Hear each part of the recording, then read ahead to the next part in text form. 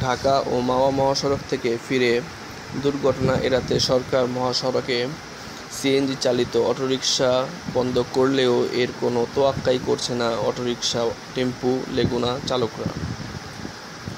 CNG চালকরা বলেন, highway police ও স্থানীয় থানার সঙ্গে সিস্টেম করেই চালাচ্ছে অটোরিকশাগুলো। তারা কড়াকড়ি করলে সিএনজি চালানো যেত না। তবে চালকদের এ দাবি সরাসরি প্রত্যাখ্যান করে পুলিশ।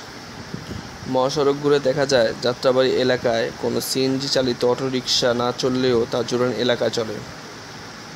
প্রায় অধিকাংশ মানুষ পোস্ত গেলে ব্রিজ পার হয় সিএনজি দিয়ে, আবার এগুলো অবশেষে ফেরত আসে জুরাইন এলাকায়। ঢাকা ও মাওয়া মহাসড়কে পাশেই অবস্থিত দক্ষিণ কেরানীগঞ্জ থানা। তাদের কাছে এই বিষয় সম্পর্কে জানতে চাইলে এ ব্যাপারে অস্বীকার করে ভারপ্রাপ্ত কর্মকর্তা ওসি মনির হোসেন।